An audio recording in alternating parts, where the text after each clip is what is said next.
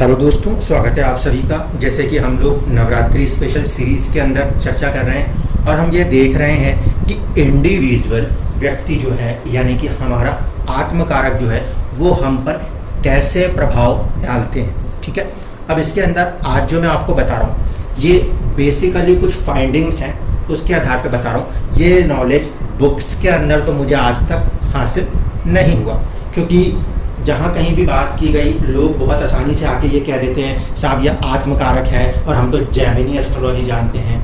ठीक है, बुक्स के अंदर जो चीज़ों को एक्सप्लेन किया गया है वो अपनी जगह ठीक है, लेकिन कंडीशंस वही हैं। जितने भी चार्ट्स आपके सामने रखे जा रहे हैं वो लोगों की ज़िंदगियाँ हैं, इसीलिए यहाँ पे हम ज़्यादा श्योर होते हैं कि हाँ किताब में कुछ लिखा होगा, लिखने वाले व्यक्ति ने जो अनुभव किया होगा उसके आधार पर लिखो। जो हकीकत में चल रहा है उसको एक्चुअल में देखना और उसको ही समझना, ये हकीकत होगी। ठीक है, तो कंडीशंस को वही मान के चलते हैं।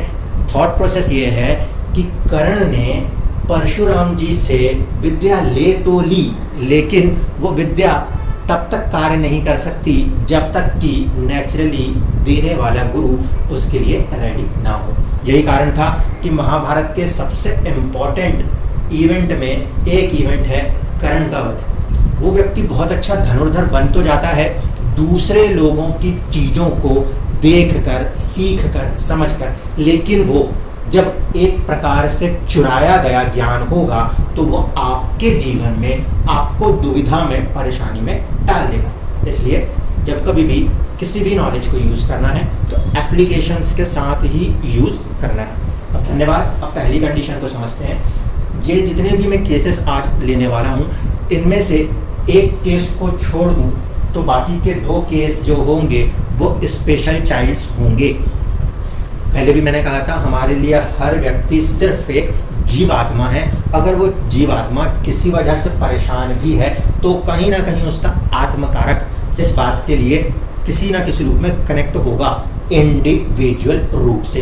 तो इन दो चार्ट्स के अंदर पहले मैं कंडीशन डिफाइन करूंगा। दूसरी बात क्या होती है कि जब कोई भी वीडियो बनाया जाता है तो लोग उसको इन जनरल ले लेते हैं, इसलिए इन जनरल मत लीजिएगा। इस बात को समझाने के लिए तीसरे चार्ट को यूज़ करूंगा कि केसेस एक जैसे होंगे लेकिन चीज़ें बदल जाएंगी। दो चीज़ों को आज की वीडियो में ध्यान रखना है। पहली कंडीशन, आपको अपनी नवमांश कुंडली D9 में आत्मकारक को देखना ही देखना है। जो सिचुएशन बता रहा हूँ उस सिचुएशन को देखने के बाद घबराना नहीं है। सबसे पहली कंडीशन, कारकांश कुंडली में जाना है और फिर समझने की कोशिश करनी है कि क्या आपके ऊपर वो एप्लीकेबल होगा, अन्यथा नहीं। ठीक है, एकदम से कंक्लूजन पे मत आइएगा। इसीलिए मैंने कहा कि परशुराम जी से ज्ञान ले तो लिया कर्ण ने, लेकिन भाई एप्लीकेबिलिटी को देखना है, समझना है और खुद से विकसित करना है। एकदम से कंक्लूड मत करिए। यहाँ पे देखिए, जब हम इस लगन कुंडली के अंदर यानी इस नवांश कुंडली के अंदर आते हैं हमारे को आत्मकारक ग्रह के रूप में मिलते हैं चंद्रदेव। ठीक है, जब चंद्रदेव आत्मकारक रूप में मिलते हैं तो सबसे पहली कंडीशन, जब यहाँ पे चंद्रमा की स्थिति अष्टम में देखी गई तो पहला जो रूल था वो ये कहता कि जातक को अपने फैमिली के प्रति या फिर अपने वाइफ के प्रति कर्म करना है। ठीक है, पहली पोजीशन ध्यान रखिएगा, क्योंकि अष्टम आए, छठा आए या सप्तम आए, इसका बेस तो 7th है। ऐसी कंडीशन में अगर प्लैनेट चंद्रमा जैसा प्लैनेट है वो अष्टम में आके बैठा, पहले दिमाग को मेरे हिट होता है ये कि चंद्रमा जब कभी भी कनेक्ट होता है तो वो वेल्थ की बात करता है। ठीक है, क्योंकि नेचुरली 4th हाउस का कारक होगा आपके कालपुरुष कुंडली से। ऐसे स्थिति में यहाँ पर भी जो जातक हैं वो वेल्थ की बात करते हुए नजर आते हैं, गाड़ियों की एंड प्रॉपर्टीज़ की। Okay, no problem. लेकिन अब दूसरी चीज़ को देखिए। दूसरे सेंस में मैंने ये देखा कि चंद्रमा अष्टम में बैठा है जो उसके लिए मरण कारक स्थान है। तो चंद्रमा अगर अष्टम में बैठा है, मरण कारक स्थान है, उस स्थिति में हम ये कह सकते हैं कि आत्मा ज़्यादा बेचैन होगी। ठीक है, अभी भी ये कंक्लूजन एकदम से नहीं लाया जा सकता। इसका मतलब देखिए, इस चार्ट में चंद्रमा की प्लेसमेंट यहाँ पर है, गुरु की राशि में है, कोई निगेटिव नहीं है, लेकिन फिर भी अष्टम में बैठा हुआ चंद्रमा जो है इस बात को दर्शाता है कि वो उसके लिए एक तरीके से मरण कारक स्थान है। अब इसी चार्ट को इस चार्ट के साथ मिक्स करना है, इसलिए आपके सामने 3 कुंडलियाँ हैं आज। यहाँ पे भी चंद्रमा की स्थिति अवमन नवमांश में वैसे ही है कि वो अष्टम भाव में बैठा है। ये अलग बात है कि वो उच्च राशिस्थ होकर बैठा हुआ है, शुक्र की राशि में ज़्यादा वैभव को पाने की चाहत में बैठा हुआ। तो पहली कंडीशन, अगर आपका आत्मकारक ग्रह, पहली कंडीशन, अगर आपका आत्मकारक ग्रह अष्टम में मिलता है तो एकदम से कोई भी कंक्लूजन पे मत आइएगा, पहली पोजीशन। दूसरी कंडीशन, जब यहाँ पे हमने देख लिया कि आत्मकारक अष्टम में है तो फिर सेकंड चीज है उससे 12th, क्योंकि वो है इष्ट। यहाँ पे इष्ट देवता जो बनेंगे वो या तो केतु से जुड़ेंगे या मंगल से जुड़ जाएंगे। 8 नंबर की राशि है, ठीक है, इसको भी ध्यान रखिएगा। इसके साथ साथ अब एक कॉमन फाइंडिंग्स की तरफ बढ़ने की कोशिश कर रहा हूँ, ठीक है, उसको समझिए। ये दोनों चार्ट्स स्पेशल चाइल्ड्स चार्ट्स हैं, ठीक है। स्पेशल चाइल्ड्स कहूँ तो ये मत समझिएगा कि बचपन से ही वो वैसे पैदा होके आए थे। यहाँ पे ये मान के चलिएगा कि जीवन में किसी न किसी स्थिति में जाके इन लोगों को ऐसी परेशानियों का सामना करना पड़ा है जिससे हम मानसिक रूप से चुनौती मानते हैं, ठीक। अब देखिए, पहली कंडीशन में आत्मकारक अष्टम में है, बहुत अच्छी कंडीशन, यहाँ पे इस 8 से नहीं ली जा सकती, पहली कंडीशन। दूसरी कंडीशन जो फाइंडिंग है उसको देखिए, यहाँ पे आत्मकारक शुक्र है, वो भी अष्टम में है। वक्र अवस्था को थोड़ा समय के लिए भूल जाएंगे। तो वक्र अवस्था को छोड़ने के बाद शुक्र अष्टम में है, मित्र राशि शनि की राशि में तो है लेकिन अष्टम में है, ठीक। दूसरा, इन दोनों चार्ट्स में जो कॉमन पॉइंट है उसको देखते हैं। इसमें चंद्रमा गुरु की राशि में है और गुरु जाके बैठे हुए हैं छठे भाव में। यहाँ पे शुक्र 11 नंबर की राशि में है। 11 नंबर की राशि को रूलर के रूप में राहु के पास भी है और एक तरफ से शनि के पास है। तो जब यहाँ पे देखा गया तो इसका 11 नंबर की राशि का स्वामी राहु, इसका कनेक्ट 6th हाउस में। इस चार्ट के अंदर जहाँ आत्मकारक बैठा है उस भाव के स्वामी का संबंध छठे से हो रहा है इस नवांश में, और कुछ हद तक इसमें भी हो रहा है। ये कंडीशन जो बन रही है, ये कंडीशन इन दोनों चार्ट्स में कॉमन है, दोनों एक तरीके से स्पेशल चाइल्ड्स ऊपर। पहली कंडीशन। इस चार्ट में थोड़ी सी कॉम्प्लिकेशंस और भी हैं दोस्तों, वो ये कि शुक्र शनि के साथ परिवर्तन करते हुए नजर आते हैं, ठीक है। शुक्र शनि के साथ यहाँ परिवर्तन करते हुए नजर आते हैं और शनि यहाँ पे एक घर पीछे के स्वामी होने के कारण इष्ट देवता भी हैं। इस कंडीशन में यहाँ पर भी एक पॉजिटिविटी जागती है कि एक समय के बाद हो सकता है कि जातक जो है वो ठीक हो जाए, जब उनके इष्ट सपोर्ट करने आए तब, ठीक। अब दूसरी तरफ से देखिए, इतना तो समझ में आ गया कि अगर अष्टम भाव में आत्मकारक नजर आए तो थोड़ा सा टेंशन हो सकती है, थोड़ी सी टेंशन हो सकती है, लेकिन एकदम से कंक्लूजन पे नहीं आ सकते, क्योंकि मैं कह रहा हूँ अष्टम में यहाँ पे भी आत्मकारक है लेकिन ये व्यक्ति ऐसी कंडीशन में नहीं गया। देखिए, अब इसके बाद अगला होगा वो होगा कारकांश कुंडली। कारकांश कुंडली क्या होती है? कारकांश कुंडली का अर्थ है जहाँ कहीं पे भी आपका जो आत्मकारक ग्रह है वो जाके बैठा हुआ है, उस राशि से आपको अपनी लगन कुंडली बना देनी है। तो यहाँ पे भले लगन कुंडली यहाँ से बन रही थी, हमने कारकांश के लिए इस 9 नंबर की राशि से कुंडली बनाई। यहाँ पे देखिए, आत्मकारक था शुक्र, बैठे हैं 11 नंबर की राशि में, तो हमने 11 नंबर की राशि को यूज किया है किसके लिए?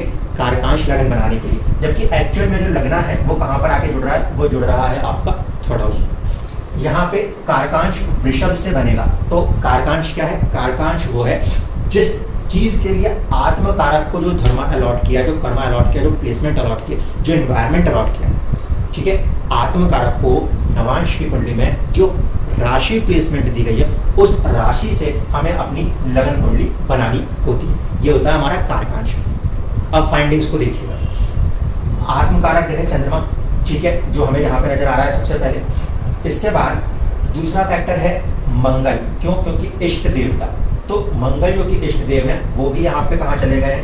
6ठे भाव में चले गए, संघर्ष की स्थिति में चले गए, ठीक है। दूसरी कंडीशन देखिए, दूसरी कंडीशन ये है कि चंद्रमा का गुरु के साथ एक योग है, परिवर्तन योग। यहाँ पे ये जो राशि परिवर्तन योग है, इसकी वजह से ये गुरु के साथ रिप्लेस होकर चंद्रमा यहाँ पर आएगा और ये गुरु यहाँ पर। राशि परिवर्तन की स्थिति में ये चंद्रमा आधा यहाँ पर और आधा वहाँ पर स्थिति दिखाएगा। इस कंडीशन में जब हमें फाइंडिंग्स मिली उसको ध्यान से समझिए। आत्मकारक ग्रह कारकांश कुंडली में पहले तो ठीक बैठा था, लेकिन एक समय अवधि के बाद जब ये परिवर्तन की स्थिति उत्पन्न हुई है, वहां जाके ये आत्मकारक ग्रह केतु के साथ प्रभावित हो गया है और चंद्रमा केतु के साथ आने का मतलब है ग्रहण योग में चला गया है। तो इस वजह से 26, 27 या 28 साल की उम्र में जाके किसी जीव ने गाड़ी को ठोक दिया और उस चीज से एक भयंकर सदमे में व्यक्ति चला गया। और ये जो आत्मकारक प्रभाव यहाँ पर था, इसका स्वामी इस जगह से कनेक्ट हो रहा था, इन दोनों ने मिलकर यहाँ पे एक डिस्टर्बेंसेस क्रिएट कर दी। तो ये पहली पोजीशन है। आत्मकारक जिस चीज को लेने आया है और जिस चीज की तरफ आया है वो किसी ना किसी तरीके से वहां पे नेचुरली पहुंच ही जाता है। ये पहला चार्ट, आई होप कि ये क्लियर हुआ होगा। जो आत्म कारक हमें नेचुरली दिख रहा है वो परिवर्तन के बाद कहीं ना कहीं अष्टम से फिर जुड़ रहा है, अपनी राशि में जरूर आ जाएंगे लेकिन राहु केतु एक्सिस में पीड़ित होंगे। अब इसी केस को थोड़ा यहाँ पे आके फिर देखिए, आत्म कारक शुक्र थे, अपनी मित्र राशि में बैठे थे, लेकिन शनि की राशि में बैठा हुआ ग्रह कहीं ना कहीं संघर्ष दिखाएगा। ठीक, दूसरी कंडीशन, उसके पीछे वाला भाव स्वामी इष्ट देव के लिए देखा जाएगा तो शनि देखे जाएंगे इष्ट देवता के लिए। यहाँ पर तो संबंध था, लेकिन जब कारकांश में स्थिति आई होमन तो देखिए कारकांश की स्थिति में जाकर जो इष्ट देव स्वामी बन रहे हैं वो 1 नंबर की राशि में जा रहे हैं, वक्र अवस्था पकड़ रहे हैं, दूसरा नीच राशि अवस्था हो जा रही है। वहाँ कहीं पर भी कुछ चुनौती नेचुरल रूप में दिखाई देती है। शुभता यह है कि गुरु की ब्लेसिंग्स हैं। ओके, देन आत्मकारक ग्रह जो है शुक्र वो राहु केतु एक्सिस में आया और फिर छठे भाव में आ गया। दोनों में दूसरी कॉमन फाइंडिंग्स जो निकल के आई वो देखिए, 4 नंबर की कर्क राशि का संबंध जुड़ा और दोनों के अंदर जब ये चंद्रमा की राशि का संबंध जुड़ा तो चंद्रमा या तो मस्तिष्क को या इमोशंस को कंट्रोल करने वाला जो प्लैनेट है उसको कहीं ना कहीं प्रभाव मिल रहा है डिस्पोजिटर थ्योरी के द्वारा। ठीक है, तो कहीं ना कहीं आप इन चीज़ों को देख सकते हैं कि स्पेशल चांस हो या किसी स्टेज में जाके व्यक्ति के जीवन में अगर ऐसी स्थिति आई है, किसी प्रकार की मानसिक पीड़ा, परेशानियां, चुनौतियों से गुजरना पड़ा हो या ऐसे रोगों से गुजरने की स्थिति पैदा हुई हो, तो वहाँ पर आत्मकारक अष्टम भाव से जुड़ रहा है और कारकांश में जाकर वो 6, 8, 12 जैसे भाव से जुड़ने की कोशिश करता नजर आता है। अब इस केस में आते हैं, इस केस के जैसा पहले दिखाई दे रहा था चंद्रमा, पहली कंडीशन है उच्च राशि अवस्था है तो खुश है वहाँ पर, लेकिन अष्टम भाव है तो दुखी रहेगा। जब भी ये जातिका फोन करती है इनका एक ही रहता है, शेयर बाजार का पैसा बढ़ेगा या डूबेगा और कितने समय में डूबेगा बस ये बताया जाए। तो देखिए चंद्रमा वेल्थ को कनेक्ट करेगा, मैंने हमेशा कहा था। तो यहाँ पर भी चंद्रमा जब आत्मकारक है तो व्यक्ति वेल्थ के बारे में कहीं ना कहीं सोचता हुआ नजर आता है। अष्टम में बैठा हुआ है, वहाँ पे उसके लिए मरण कारक स्थान है, तो यहाँ पे व्यक्ति वेल्थ को लेकर थोड़ा सा ज़्यादा डिस्टर्ब होता नजर आता है। लेकिन जब हम इसको कारकांश में लेकर आते हैं तो यहाँ पर ये चंद्रमा इनको फिजिकल हेल्थ में प्रॉब्लम नहीं दे रहा, ध्यान रखिएगा। मेंटल स्ट्रेस तो देगा प्लेसमेंट के आधार से, लेकिन उस तरीके का फैक्टर नहीं दिखा रहा जैसे इसमें और इसमें दिखा बैठा। क्यों? क्योंकि यहाँ पर जाके उसने 6, 8, 12 नहीं केंद्र को पकड़ा हुआ, एक चीज़। दूसरी जो यहाँ पे मंगल है जो कि इष्ट देवता के रूप में देखा जाएगा, वो भी ठीक ठाक अवस्था में बैठे हुए हैं, केंद्र में आकर बैठे हुए हैं। इस वजह से इवन दो कि आत्मकारक ग्रह अगर हमें अष्टम में दिख भी जाता है तो उसको एकदम से कोई फैसला नहीं करेगा। पहले मैंने वीडियो बनाने से पहले यही सोचा था कि आत्मकारक ग्रह अष्टम में दिखे और राहु केतु एक्सिस में दिखे तो हम ये कहेंगे कि ये केसेस स्पेशल चार्ट्स होंगे। लेकिन जब तीसरे चार्ट के साथ हमने स्टडी करी, यहाँ पे भी हमारे को फैक्टर दिखता है कि देखो राहु का प्रभाव यहाँ पर भी, ठीक है। चंद्रमा केतु से बहुत ज़्यादा प्रभावित होता है, एक तरीके से ग्रहण हो जाता है, राहु के साथ भी वो प्रभावित तो होगा। लेकिन जब उसकी कारकांश में स्थिति आत्मकारक की ठीक ठाक है, हो सकता है पंचम में आए, नवम में आए, सप्तम में, यानी कि केंद्र और त्रिकोण में आएगा तो प्रॉब्लम कम होगी। अगर केंद्र त्रिकोण से हटके त्रिक भाव 6, 8, 12 में आया है तो एक रिस्क बन जाएगा। ये कंडीशन यहाँ पे नहीं है क्योंकि ये त्रिक स्थान में नहीं है कारकांश से, इसलिए वो स्थिति जो है वो अपने स्टेटस को लेकर और धन को लेकर, सेविंग्स को लेकर व्यक्ति को बार बार परेशान करती रहती है, लेकिन इस केस के इक्विवेलेंट नहीं लेकर आती। आई होप कि अब ये समझ में आया होगा कि आपको जीवन में कुछ लोगों की जिंदगी ऐसे दिखती है ना कि सब कुछ अच्छा चल रहा था, एक एक्सीडेंट के बाद देखो क्या से क्या हो गया। तो वो जो कंडीशन है वो कंडीशन भी कहीं ना कहीं आत्मकारक के ऊपर कनेक्टेड है, क्योंकि जो कुछ भी आत्मकारक किसी ना किसी रूप में कनेक्ट करके दिखा रहा होगा, जीवन नेचुरली उस कॉन्ट्रैक्ट को लेकर आया है और उसी कॉन्ट्रैक्ट के आधार पर उसको बाकी के सारे रिसोर्सेस अवेलेबल हो रहे होंगे। जैसे कि इन केसेस के अंदर यदि वो बीमारी लेकर आया है और उसको मेडिसिन मिल सकती है तो उसे मेडिसिन की अवेलेबिलिटी भी हो रही होगी।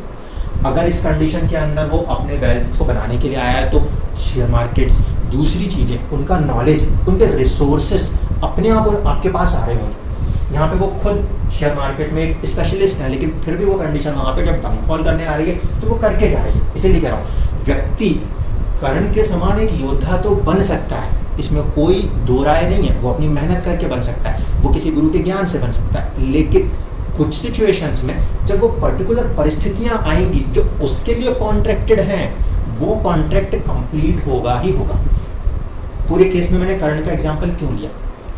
कृष्ण जी जाते हैं और कर्ण को पूरी हकीकत बता के आते हैं। दूसरा एक और केस है कर्ण के इक्विवेलेंट, जिसे कि पहले ही युद्ध से बाहर कर दिया जाता है। ठीक है, महाभारत में आप देखेंगे, मैं समय नाम भूल गया, वहाँ पे वो कहते हैं कि ऐसा करो आप अपना सिर काट के दे दो, क्योंकि उन्होंने ये कह रखा है कि मैं जिसकी सेना कम होगी मैं उसकी तरफ से लड़ने चले जाऊँगा। यानी धर्म क्या है और अधर्म क्या है इसकी बात नहीं होगी, मैंने ये वचन दे रखा है। तो उन्होंने बोला ऐसे में तो तुम मारे जाओगे, हमें मार दोगे, एक का तो पूरा सिर काट लेंगे। कर्ण के पास जाके कृष्ण जी कह रहे हैं कि देखो जो तुम कर रहे हो वो सही तो नहीं है, अब इसके बाद भी तुम्हारे ऊपर फैसला है। तब कर्ण ये भी कहता है कि ठीक है दोस्ती निभानी है, लेकिन दोस्ती निभाते निभाते वो खुद को एक तरफ हटा लेगा। तो कहीं ना कहीं कुछ चीज़ें सामने आ रही हैं, पता चल रहा है कि सही है गलत है, लेकिन आत्मा किसी कॉन्ट्रैक्ट से इस तरीके से बंधी हुई है कि वो उसे फिर भी कर गुजरेगी, और फिर जो भी उसके एंड रिजल्ट्स होंगे, जो उसके लिए डिस्टाइंड होंगे, वो उसे मिलते ही मिलते नजर आते हैं। इस कारण से जब कभी भी ऐसे केसेस देखने को मिलता है जहाँ पे लगता है एक नॉर्मल लाइफ को जीने का हक सबके पास, लेकिन जब ऐसे केसेस आते हैं तो वहाँ पे कुछ ना कुछ ऐसी बारीकी, कुछ ना कुछ ऐसी फाइंडिंग्स आप लोगों को आवश्यक रूप से मिलेगी। और बार बार मैं कह रहा हूँ, कारकांश कुंडली और नवांश कुंडली और आत्मकारक, ये जो कंसेप्ट जेमिनी के अंदर यूज होता है, ये कोई छोटे कंसेप्ट नहीं है, ये बहुत ही डीप रूटेड कंसेप्ट है, इसलिए इनको बहुत हल्के में कभी ना लें। ऐसा ना करें कि बस आत्मकारक उठाए और मन मर्जी। उनके ऊपर जब आप पूरी डीप रिसर्च करेंगे तो आपको समझ में आएगा कि जो चीज़ उन्होंने कही है वो किस तरीके से कहाँ तक प्रभावित हो रही है। क्योंकि इसको मटेरियलाइज होने के लिए, इस धर्म के कर्म को मटेरियलाइज होने के लिए फिजिकल बॉडी हमेशा यहाँ से आती है। इसको मटेरियलाइज होने के लिए, नवांश के अंदर की स्थिति को मटेरियलाइज होने के लिए फिजिकल बॉडी हमेशा लगन कुंडली से आती है। तो लगन कुंडली में कारकांश की जो अहमियत दी है वो इस बात पे दी गई है कि जिस राशि में आत्मकारक बैठ के आया है अपने धर्म को लेकर, वहाँ से देखिएगा कि एक्चुअल में क्या डिज़ायर्स होंगी, क्या रिक्वायरमेंट्स होंगी और किस तरीके से वो सोल उस पर्पस को अटेन करेगी। मैंने कल आपको 2 चार्ट्स दिखाए थे, वहाँ पे आप दोनों ही लोगों की जन्म कुंडलियाँ आराम से अवेलेबल हो जाएंगी, आपको उठा लीजिएगा और आप खुद देखेंगे कि उस चार्ट्स के अंदर, स्वामी विवेकानंद जी के चार्ट्स के अंदर, सूर्य जो आत्मकारक है वो 9th हाउस का लॉर्ड भी बनेगा कारकांश में, इसीलिए व्यक्ति धर्म के प्रति बहुत आगे बढ़ेगा। अमिताभ बच्चन जी का जो कारकांश बनेगा वो सिंह राशि से बनेगा। जब सिंह राशि सूर्य की अपनी राशि ही लगन में आ जाएगी तो व्यक्तित्व बन जाएगा और वो सूर्य 2nd हाउस में चला जाएगा, जिसकी वजह से अपार धन, वेल्थ भी उनके पास नेचुरली आने लगेगी। धन्यवाद।